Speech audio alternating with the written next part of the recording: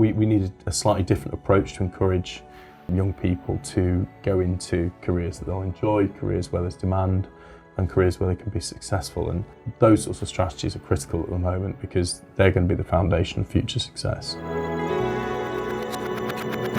This is The Summit by Fearless Adventures. I'm Dominic McGregor, and every week my co-founder David Newns and I will be talking to inspirational leaders about their experiences as they strive towards their summit.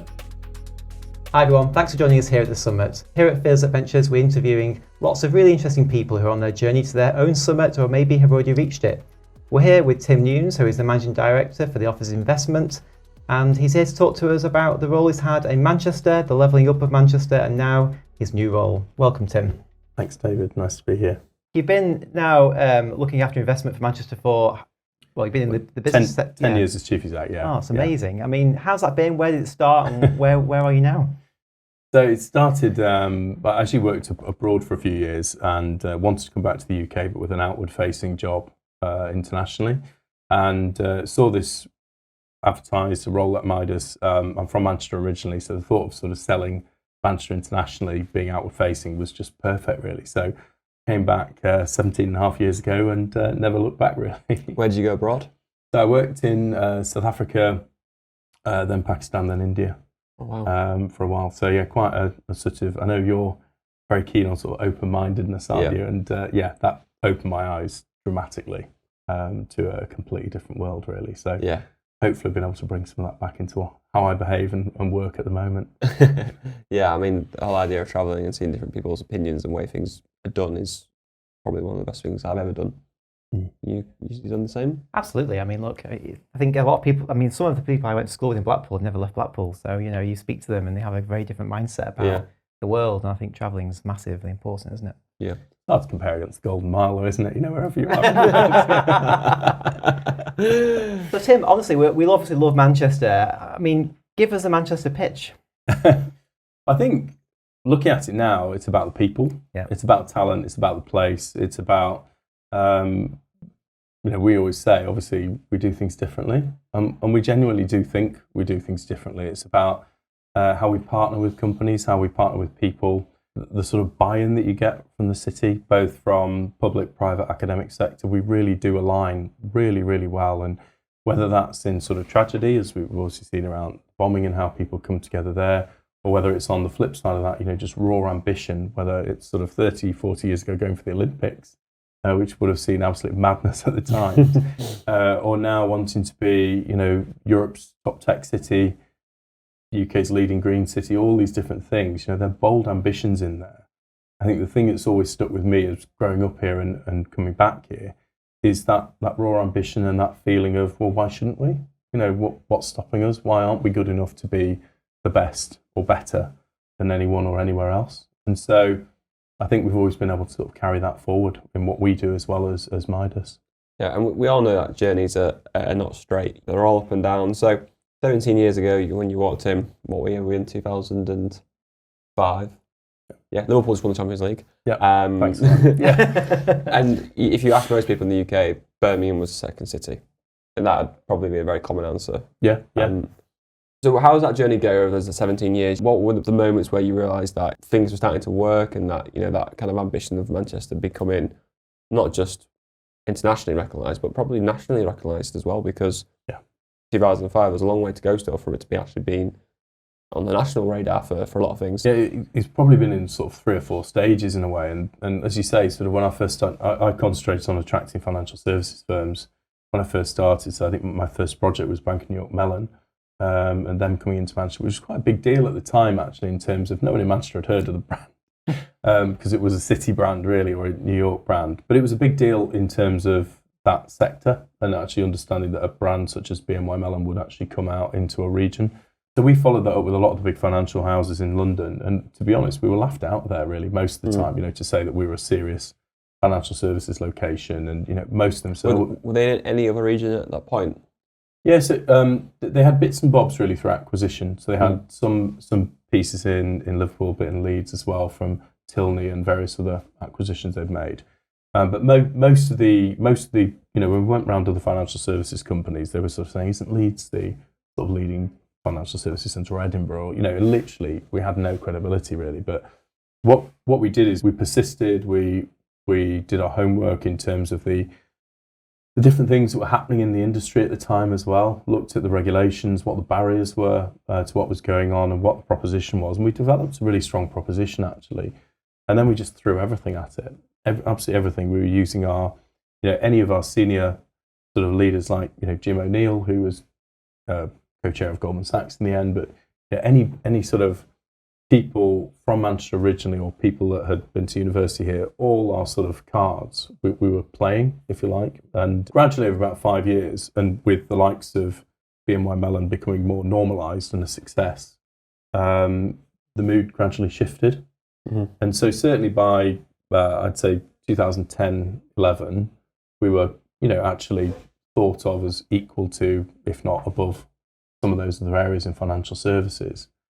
And then with the BBC relocation around the same time, which again we supported with the local authorities, then that started to be another momentum shift really. Mm-hmm.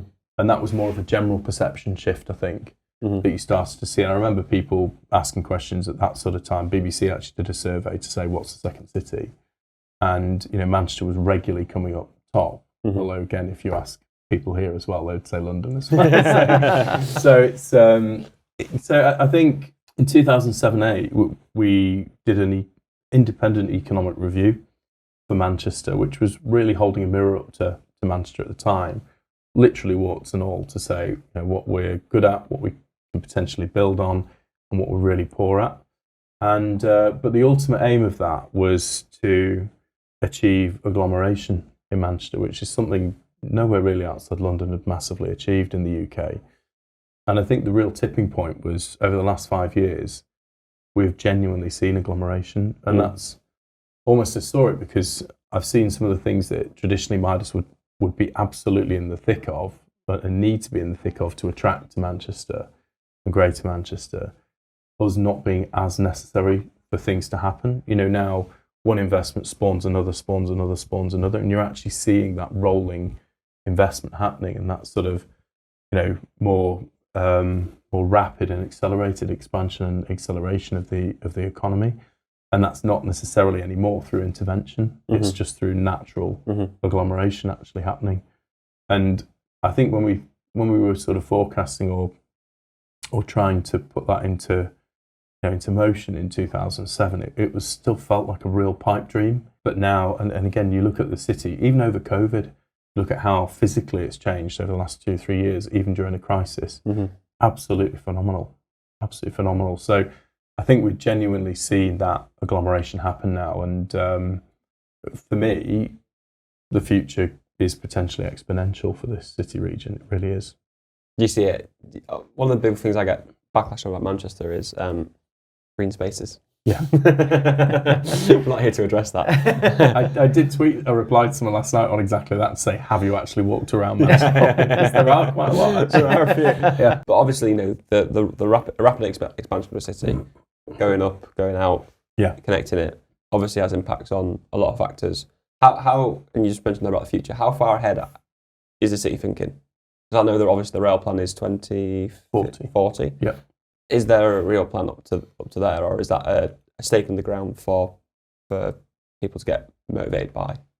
No, I mean, most of the strategies of the city are pulling forward at least 10 years, if not 2030, like you say, with the transport plan. And transport planning takes so long, partly because the money is spread over such a long period of time. And, like with HS2, it's pockets of money that come through Treasury at different points, and it all depends on sort of one project finishing to enable another one to start. So, HS2 effectively couldn't start until after Crossrail was finished, because it was sort of that budget stream effectively. Almost. Yeah, effectively. Yeah. Started in yeah. But you look at where revenue is going from Treasury into different transport projects, and there are certain obviously hurdles to clear before the new project can start, or at least start to be budgeted for. So you have to think really far ahead in those terms. It's no good dealing with infrastructure when it's too late, and when you've got complete chaos. Yeah. And obviously we've seen a little bit of that in terms of the heavy rail infrastructure. Luckily, with something that's in our own gift, Metrolink, which is we're talking net zero as well. It's been using net zero electricity for 15 years. So it's actually a massive low carbon sort of success story, Metroling. But we've always generally been able to keep pushing forward with Metroling beyond demand. And obviously it generates demand once it's in place. Whereas heavy rail, where we don't have that same control, it's much more difficult. So I think we do need to have really long-term planning. Skills is another massive area. I know we've talked about a number of times before, where again, you need to plan far, far ahead, because we're talking about kids that are sort of 10, 11, 12 now, that we need to start looking at careers that are in demand globally, rather than sort of being driven by the market or by how media influences what people want to do. And therefore, but we need a slightly different approach to encourage young people to go into careers that they'll enjoy, careers where there's demand, and careers where they can be successful. And I think those sorts of strategies are critical at the moment, because they're going to be the foundation of future success. Mm-hmm. So, you look at the German mindset. They've got no metropolis hub like we have with London, and we sit probably closer to France and probably the majority of European countries. What is the mountaintop aim for Manchester, and then the regions in general? It depends on what period of time you're talking over. I think. I mean, Manchester was the industrial hub 150 years ago, and obviously shifted dramatically sort of up until 50, 60, or 40, 50 years ago when we started to see the recovery. So, change is absolutely possible. You're absolutely right, though. We're more comparable to France in terms of a heavily centralised economy. We're more so than France, though, even. Germany would be, I suppose, the panacea, but I'm not quite sure, because just the way Germany formed, really, from a series of small sort of states, meant that there's always been that sort of more even distribution across the place. And in Germany, you'll see that, as you say, each major city's got really balanced economy. Each place has got a large media company headquarters. There are a big industrial manufacturing company, like a automotive manufacturer, whatever it may be. It's really, there's good high value activity in most of those places. I think the UK is, as we know, it's really well documented north-south divide, but I think what we have to do is take the opportunity at the moment for levelling up to reevaluate the industrial strategy nationally. So it's not, for me, it's not necessarily just about moving the deck chairs around to sort of distribute that way. Granted, we've been part of that with the BBC relocation, so there are times when some of that is successful, but and I think particularly in the media like that, to get those regional voices and those references to the wider UK has been really important with the BBC move. Mm-hmm. But more generally, I don't think you can do that across all industry. So I think it's about looking at the new industries, the future industries. Zero carbon is one of those, where those industries aren't formed yet, so there's nothing to relocate. Mm-hmm. It's about investing where those industries can be seeded and can grow from scratch. Yeah. And there's a number of industries like that are still very early in their journey, that with the right investment in the right places, we could see those industries grow really successfully in places that aren't London. And it's not about transferring financial services from London somewhere else. London should remain the financial hub. That's absolutely fine. But let's make Manchester the tech hub of the UK, or in Liverpool the logistics hub of the UK, because it's got a port. So there's various different specialisms. The North East is doing incredibly well on the EV side, for example, and obviously offshore wind and Humber side. So let's take some of those newer industries that actually, if we invest properly now, the years of non-investment in some of those places and old industries that are now in legacy mode, let's forget the past and just concentrate on investing in the future, and invest as ambitiously as the likes of Germany is, but in those places in new industries. And then I think we could actually really see that rebalancing start to come, but it'll still take 10, 20, 30 years for those supply chains to really develop, grow value, and become internationally competitive. Congratulations on your new role, heading up investment for the whole of the UK now. It feels like you're leaving Manchester in very good shape, and that's fantastic. What's your ambition for the UK on a global stage? We speak to a lot of entrepreneurs on our podcast around, most of their investment in their companies comes from the US, or eventually they believe their business will be sold to a US company because of valuations and scale. How do we change that narrative to make the UK, the best place for tech businesses, not just to grow, but also to stay in the UK and almost become really big businesses in the UK rather than sort of sell out? Yeah, I was just going to add to that as well. We've obviously seen some of the tech companies putting pauses on hiring at the moment. And that, I think, is from what I've seen on the LinkedIn, obviously, is exponentially hitting the region areas versus San Fran and that area. So how can we have the decision makers, to David's point, based in the UK? Yeah, I mean, that's a really tough one. I think the key is to look at capital, I suppose, on a global basis, whether it's UK or foreign to the country. Whether we're going to ever change the, if you like, philosophy of UK capital so that it behaves in a similar way to US capital is, well, it's not happened over the last 10 or 20 years, despite the fact that there's really good comparisons to make with how successful US capital's been. What do you think it takes to do it? Do you have a view on that? I think it's a mindset. It's a mindset. I mean, the penny dropped for me when I went to Silicon Valley a few years ago, and you understand how the cycle works. It's quite a simple mechanism, really, I think, in terms of just continually cyclical reinvestment, close networks, spotting opportunities, essentially spread betting, and backing good leaders and good technologies or ideas that then emerge from the pack. And then obviously once the hype gets around the serial investors that have gone in, then the value goes up, the reputation goes up, the other investors come in, and the success story happens, sort of in a way sometimes irrelevant of whether the product or service is actually as strong as it's perceived. So it's about how we generate some of that cycle. It's a conversation I've had a lot in the Northwest here with some of our really, really successful entrepreneurs, and obviously you two are part of that.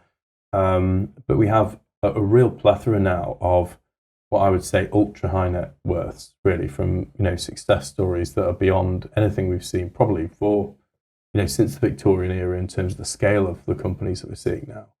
Rather than looking at things in a sort of a more private way with funds, how do they become a bit more aggressive, a bit more open to investing, to driving growth? Because San Francisco, not all the ideas come out of San Francisco at the end of the day. It's just become a place that obviously sucks that idea base in, because that's where the money is, and that's where people with the philosophy to take a chance and go forward and invest is. And breaking down a bit of the reserved nature of the British sometimes to have the same sort of impact as certainly US capital anyway. So I think that's quite a British trait, really. It's not going to change overnight, but I think how we blend the two could be really powerful, because there's risk for US coming into the UK, a market that they don't know as well. There's a bit more confidence from UK investors to invest certainly in places that aren't necessarily as globally known as other places around the world are. So using that security of UK capital then backed by the less risk averse capital of the US, I think is a really, or other parts of the world, is a really good sort of recipe for future success here, rather than just cutting the UK side out every time. That idea of this hybrid kind of capital philosophy is quite exciting, actually, isn't it? It could really, the sustainability and the strength of that kind of risk management could be pretty interesting, really. I think so, and there's plenty of capital in the UK. Yeah. As you both know, and likewise the rest of the world as well. And the problem is more about finding the opportunities, I think, than it is about actually finding the capital. Then if we can find the opportunities, then it's about the mechanism by which we can bring that capital to market, and that'll be one of the big challenges. We live now in a completely global world. If I'm a large corporate in Japan, for example, and why the UK? What role is the UK going to play? Are we really going to take the advantages after Brexit to be independent? What do those look like? What's your view on all of that? There's a number of things. I mean, Britain traditionally has a number of globally recognised strengths, whether it's our universities and therefore our sort of academic and science-based power. Innovation is obviously incredibly strong here, and that's a big part of Greater Manchester's sort of ongoing strategy as well in terms of economic development. So that piece is really, really solid. I think, traditionally, Great Britain has also had a really strong reputation for fair trade, policy-based stability, trust. All of these things have been, very, very strong, as I say, coupled with that talent and that innovation piece that we've always been very, very strong in. So, and likewise, sort of financially, the UK has been relatively stable as well over this time, or comparably stable. So there are many, many elements that still put us in that category. I think what some of the, in particular, take someone like Japan, what government's trying to do at the moment through the free trade agreements is obviously increase the attractiveness of companies from specific markets to either come here or trade with other markets. So even, there's an FTA with Australia now. We're obviously negotiating with a number of other nations. Hopefully India will be one of the next, at least to have a framework agreed. The interesting thing will be companies that want to come here based on the free trade agreements with other destinations as well. Yep. That will be quite an interesting bit. And I think how the UK becomes that juxtaposition in trading terms between certain markets that might not have a direct agreement could be quite interesting. And I think that's the thing that we have to look at is through those agreements, how can we differentiate ourselves from the individual blocks themselves? Obviously, the national language business has been English for maybe the last 30, 40 years. Is there a risk of that disappearing and us being left behind? Because languages at schools, and we all go abroad, we are terrible at speaking other people's languages. Do you think that's a risk? Look, I'm a great believer in sort of cultural diversity, so I think the ability to speak multiple languages. I mean, my great-grandmother spoke 10 languages, I think. Wow. She was incredible. But that's partly because she sort of, moved around Europe and the Middle East, really. But so I think the ability to communicate in multicultural environments is incredibly powerful. But I don't think English is an immediate risk, certainly. I mean, the US is still going to be in the top 2 dominant economies in the world, which puts English from an American, economic point as a dominant language. And if you look at the rest of the Western world, certainly English is prevalent through that. So although markets like China, etc., are obviously likely to take over the US, and likewise, India again is rising up the economic charts dramatically. English is the first language in India for historic reasons, and again because there's so many languages in India that it became the common language to sort of counter that. But so no, I don't see it being as at risk, but I do see the benefit of people being multilingual, certainly. What is your summit? Have you reached it? Are you still on the way there? I'm hoping I've not reached it. I suppose this new role, this levelling up role, the summit will be, can I have real impact in that levelling up piece? Greater Manchester has certainly come a long way over the last 15 years, and obviously I've only been a small part of the overall team that's done that, but to be able to look at it nationally now and hopefully take some of the learnings that we've had here, some of the things that we know we need to do differently nationally in order to get more balance. I suppose that would ultimately be my summit, is to feel like, in a small part, I've been able to add value to that agenda, really. Thanks, Tim. Really enjoyed the discussion today. Congratulations on the new job, and I hope you can achieve the goal of really driving change for millions of people across the UK. So we'll be supporting you from here, so all the best.